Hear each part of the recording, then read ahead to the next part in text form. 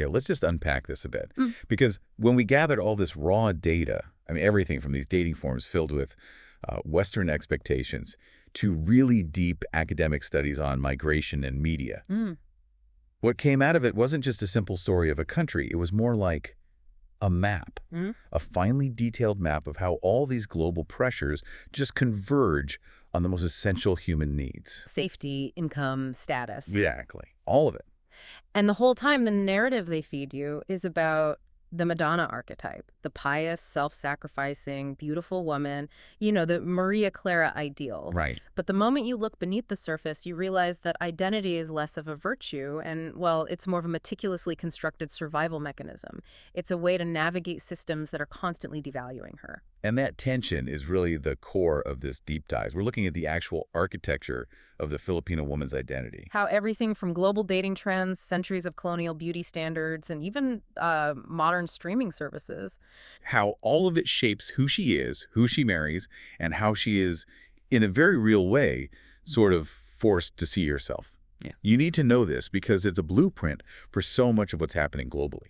What's fascinating here is just the sheer tension between that official narrative, you know, the celebrated, resilient Filipino woman, and the constant systemic reality of economic coercion and colonial expectation that defines pretty much every choice she makes. Okay, so let's start with the hard reality, the part that's maybe most visible, the economic engine.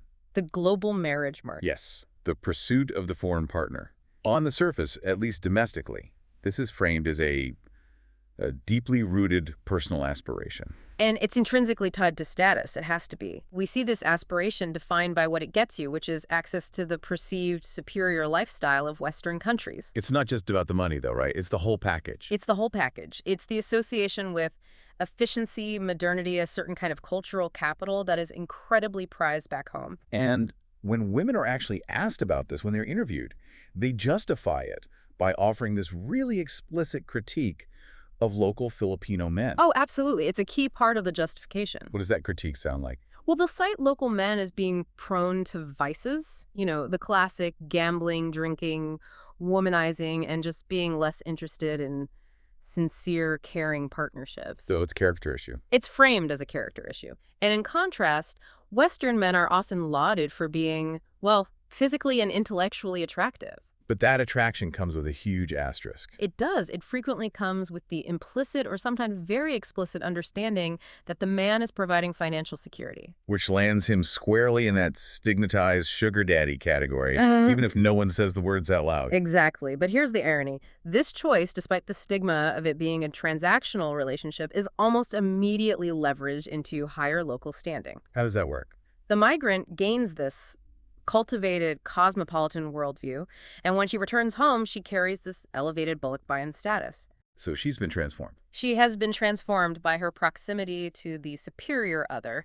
She's effectively traded a life of domestic struggle for international recognition and status back home. But like you said, that's the official narrative.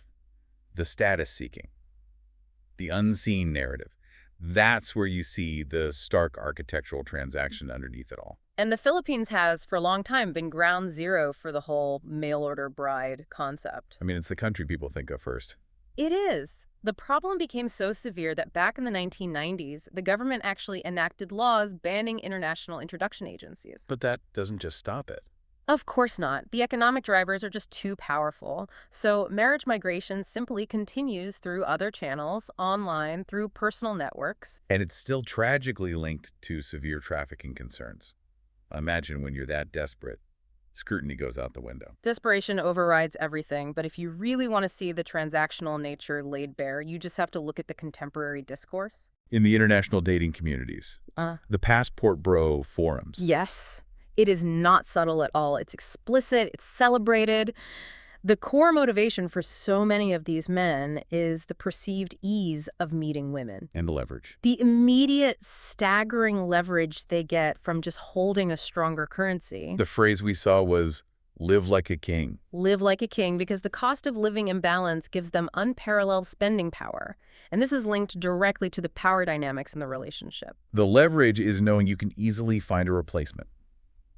That if the current partner doesn't conform to your expectations, You just move on. It creates this deeply, deeply imbalanced playing field where compliance becomes essential for her survival. That one statement, the ability to easily replace a woman, it just reveals this horrific sense of entitlement built purely on the strength of a passport and a currency. It's brutal, but here is the fascinating financial contradiction we noticed in those very same communities. It's a real paradox. Right? Tell me about this. On one hand, you have users bragging about being hyperfrugal. I mean, refusing to pay a $3 taxi fare for a day, just this really miserly approach to spending. Okay.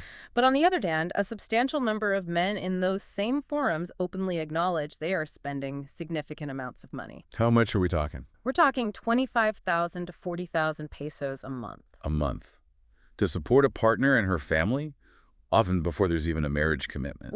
So this paradox is critical. How do you reconcile these two things? Are these just two different groups of men? Or is it some kind of self-deception within the same community? I mean, 40,000 pesos.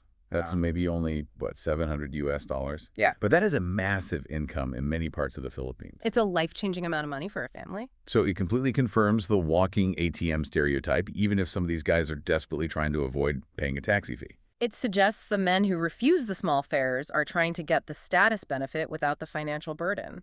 They want the optics. While the ones paying the big monthly stipends Right. are actively buying the provider status that they feel they can't achieve back in their home countries. I think so. For the men, the stated attraction is always about her character.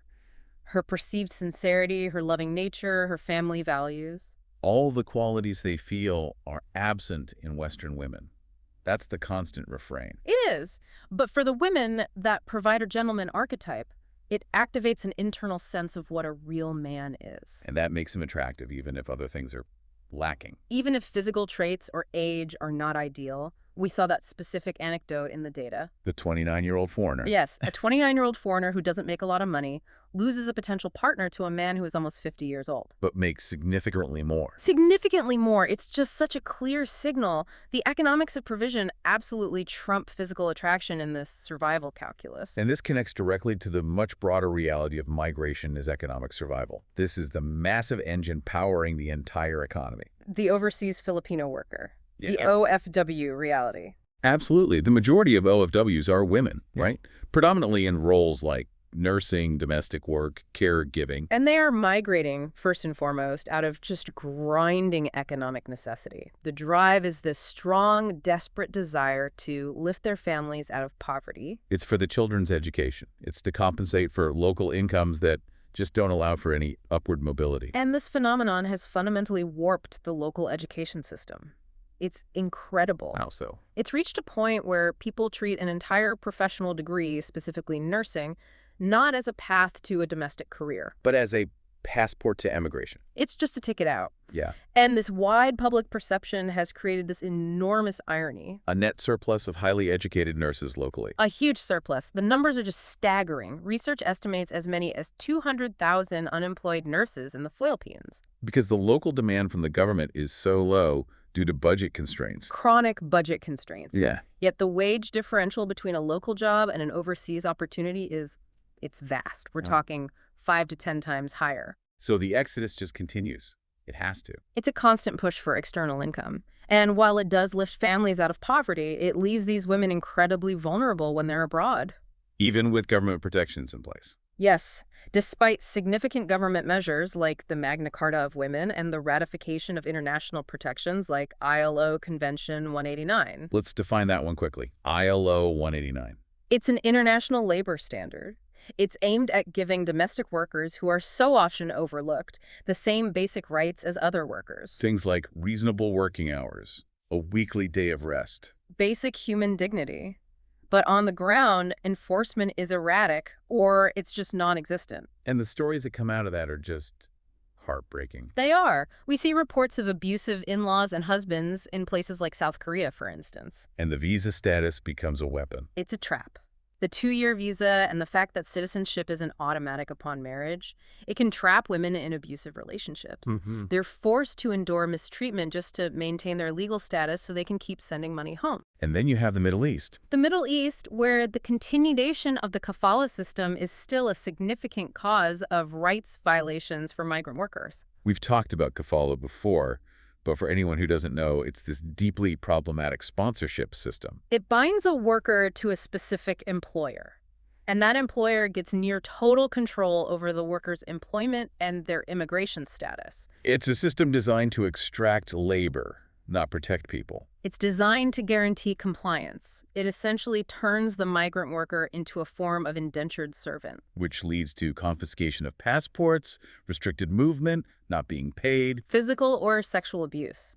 All of it, hidden under the guise of an employment contract. It's almost sickening how quickly that economic pressure bleeds into the psychological realm. It's a direct line. When you build your entire national economy on a system that relies on your people's vulnerability and their willingness to leave home, they're sacrificing so much more than just time. They're sacrificing their self-concept. Which brings us to the second critical layer here, the colonial mirror. Yes.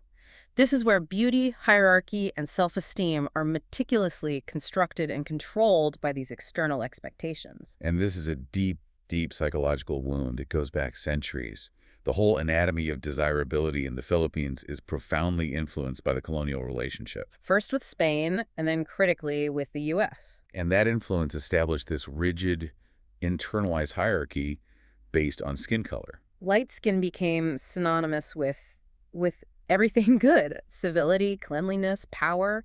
It's the direct, brutal legacy of Anglo-Saxon superiority being projected onto an entire population. So light skin doesn't just mark you as more attractive. It's assumed to correlate with higher educational attainment, higher status. It's a proxy for worth. The internalization of this is just, it's total. There was that one interviewee from the U.S., Billy, who set the tone so perfectly. She said, and this is a quote, "Lighter is better. It was just understood, more superior." It was just understood. That's the chilling part. The superiority isn't debated. It is simply accepted as an unquestioned social reality. If you are dark, you are inherently less refined, less modern, less likely to succeed. And sitting at the very top of this brutal hierarchy is the ultimate ideal. The mestiza. Mixed-race individuals with European features. A tall nose, sharper features, lighter eyes or hair. And they are seen as desirable precisely because they look closer to looking white or acceptable. It's about removing what are seen as the extreme features traditionally associated with Filipinos. The broad nose, the dark skin, the kinky hair. The ideal is to be palatable to the Western gaze. And the entertainment industry. Yeah.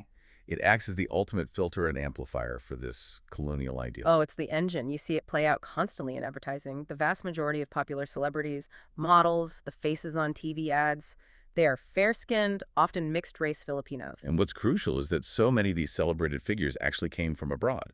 Right. They grew up in the U.S. or Europe or Australia and came back to the Philippines specifically to capitalize on their hybrid looks. Because their ambiguity is marketed as global beauty. It appeals directly to those Euro-American sensibilities. It makes them marketable, not just at home, but globally. It's this perfect, vicious loop. The colonial power defines beauty, and the local market pays top dollar to consume images of people who embody that exact definition. And international cosmetic companies exploit this just ruthlessly. Of course they do. We looked at the advertising for L'Oreal's UV Perfect. Who's the face of that? A light-skinned, mixed-race Asian celebrity. And the message is implicit but clear. If you are not already light-skinned, you must aspire to be. This product is framed as your path to achieving that look. This idealization doesn't just feed a market. It creates a massive industry that is built on insecurity. Truly massive is the right word. This constant cultural pressure, it drives both the high-end medical aesthetics market, breast augmentation, facial procedures, and the absolutely ubiquitous skin lightening industry. Skin lightening products, SLPs, they are everywhere. You find them in local grocery stores, in high-end derma clinics. They're accessible to every single budget level. This isn't a niche market. It is a foundational pillar of the entire consumer culture. And the internalization of this colorism, it's devastatingly personal. It's not just on TV. No, it's the intimate beauty cue that plays out within the family itself. The story from that one interviewee was, wow. She recounted how her lighter-skinned sister was the designated family favorite, while her darker-skinned brother was clearly not a favorite. And this was all based on subtle, continuous comments about skin color, often from a figure like a grandmother. That's how deep it goes. It creates these deep psychological scars and pits people in the same family against each other based on colonial metrics. It's the colonization of the self-concept. The mind accepts the master's field of vision, and it leads to this profound cognitive dissonance. Because on one hand, Filipino women are often considered the most good-looking race in Asia. The external assessment is positive. But internally, they struggle immensely with self-esteem. They're constantly assimilating to what everyone else should look like. The self-critique is so pervasive and so specific. They commonly express this intense dislike for their own noses, their natural skin tone, their teeth. And, so oddly, their armpits. That detail about the armpits, that is such an unusual metric for perfection. What does that even tell us? It tells us about the intensity of this internalized grading system. It speaks to a level of scrutiny that must be absolutely exhausting. It's not just a general sense of inadequacy, it's a micro-level body surveillance.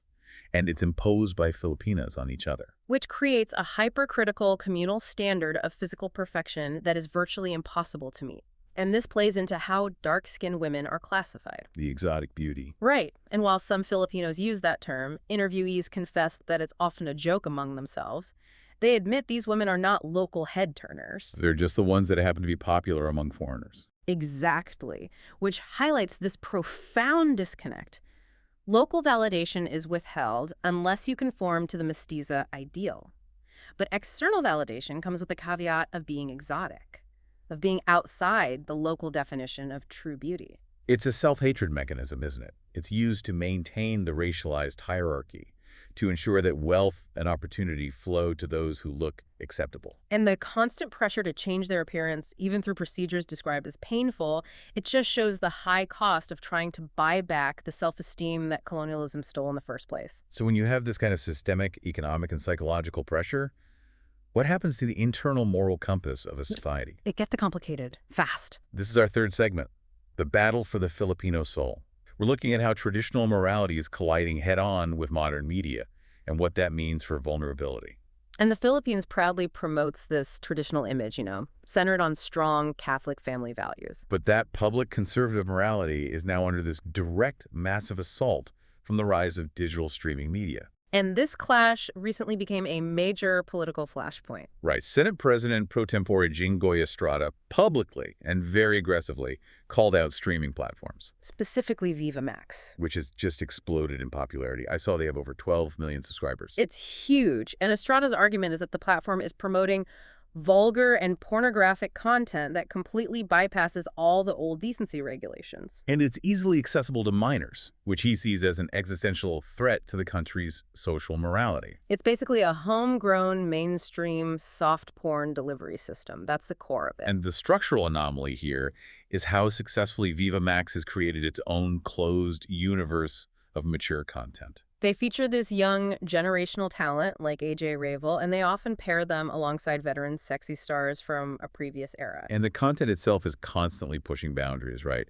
It ventures into these deeply niche and controversial themes. Oh, yeah.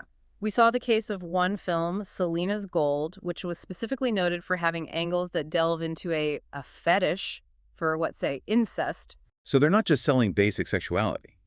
They're constantly testing the limits of what the public will accept. They're essentially creating a mainstream venue for content that was previously relegated to the darkest corners of the internet. And the regulator, the MTRCB, the Movie, Television, and Trailer Classification Board, they're just struggling to police this digital onslaught. Their rules are so vague. Strong language and sexual references are allowed only if they're necessary to the storyline and character development. And nudity has to be judged on its aesthetic value. But who determines that? Who determines aesthetic value versus sheer titillation? Especially when the goal of the production is often purely commercial success based on shock value. The lines are constantly shifting, especially when you have a dedicated mass market consuming content that would otherwise trigger an immediate ban in a movie theater or on traditional TV. This blurring of lines, it suggests the traditional moral framework is just collapsing under the weight of economic demand. And this whole boundary struggle is happening against this grim, real-world backdrop of immense vulnerability and violence against women and children. VAWC. It's covered by Republic Act 9262. We should define that, RA 9262. It's the Anti-Violence Against Women and Their Children Act of 2004.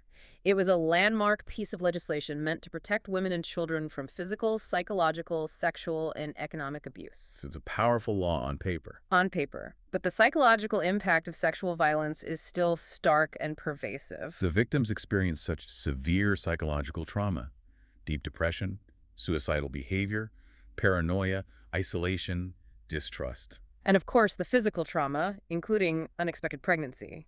But the system often fails them because the traditional culture compounds this trauma through shame and The silence. taboos are just so deeply entrenched, prohibiting things like living together before marriage, getting pregnant out of wedlock, homosexuality, And historically, rape itself was narrowly defined as a crime against chastity, not a crime against the person. which is a fundamental difference. It's a huge difference. It shifts the entire focus from the victim's bodily autonomy to her perceived moral failing. And because of that societal pressure, married women often stay quiet after being raped, especially in cases of marital rape. To avoid humiliating their husbands or their families, in the poorest households, girls are conditioned from infancy to accept their father's violent behavior, especially when he's intoxicated. Which can tragically escalate to marital rape, a crime that was only recently and widely recognized.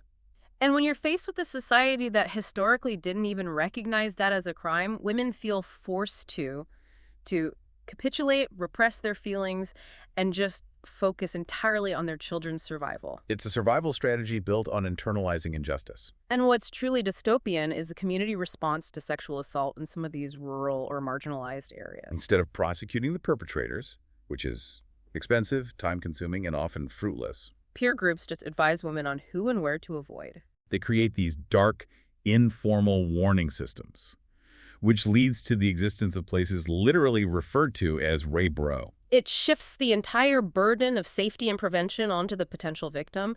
We even saw satire from some Filipinos pointing out the sheer absurdity and horror of having to create such a system rather than just addressing the perpetrators. It's basically an admission of systemic failure, a failure of regulation and law enforcement. Total failure.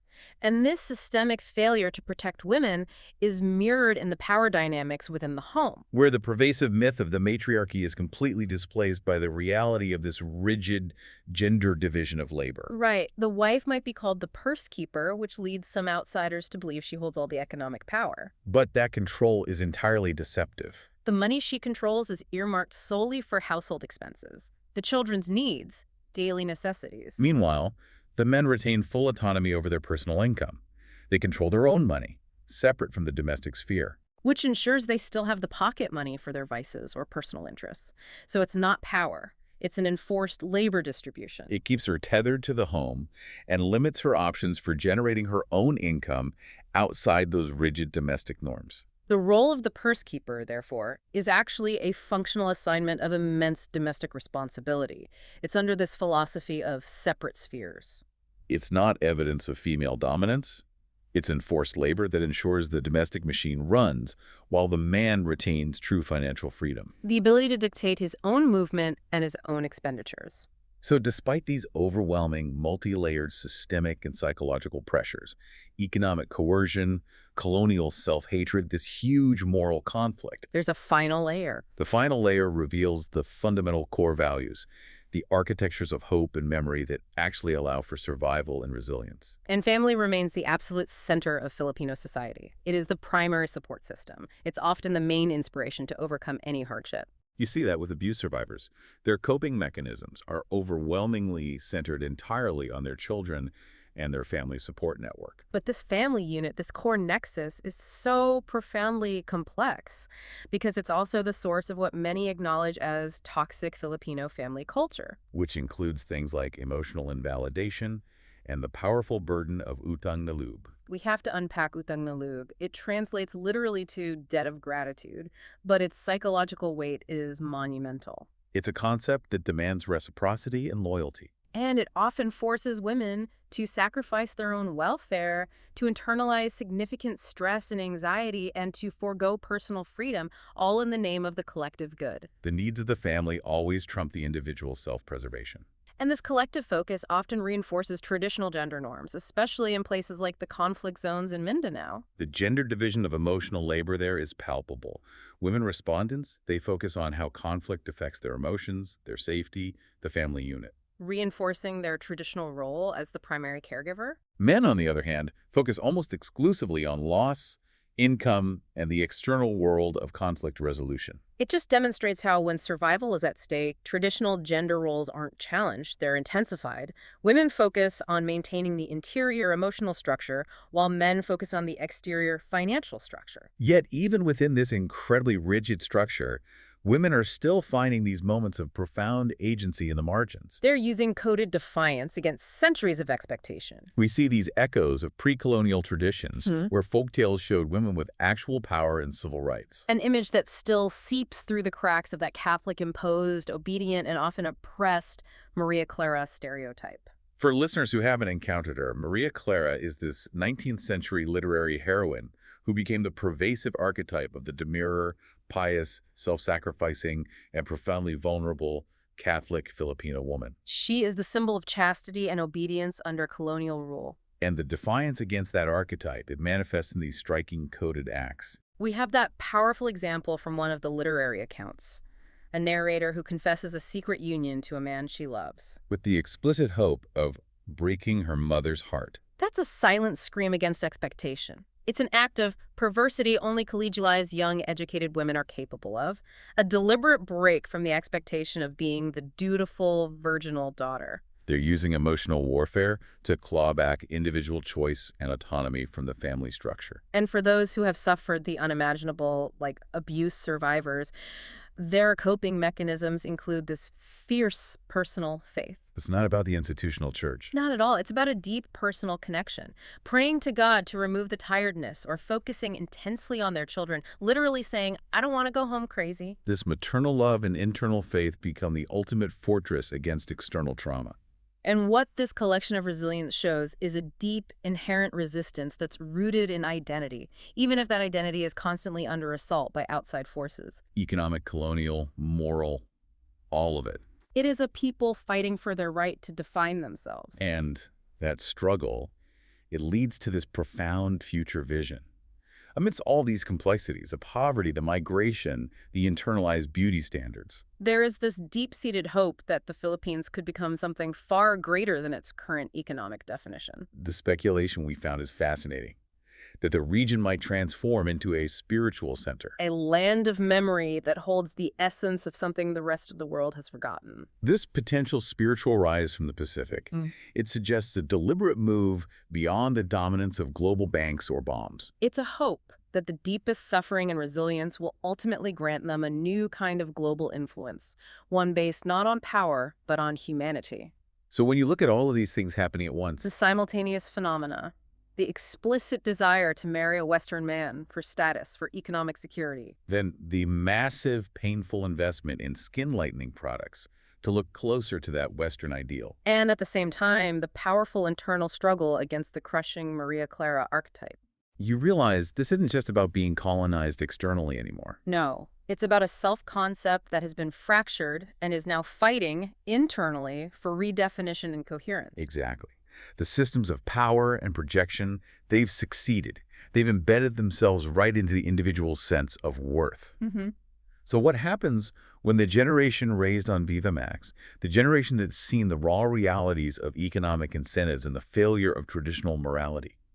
What happens when they finally get control of that narrative? It's the ultimate question. The deepest dive here isn't into the facts of what has happened. It's into the potential future of a people who've lived through centuries of projected expectations. You might think the biggest conflicts are external, defined by borders or economics. But the truth is, the war for identity is fought inside the mind, day after day. Next time, we're tracing a different kind of global pattern, one that doesn't rely on economics or culture, but on pure data. We're going to be looking at the systems designed to predict the next great shock and why the quiet, overlooked patterns in the past might be the only map we have left. This episode is powered by Neon Core Media for stories they said were too real to tell.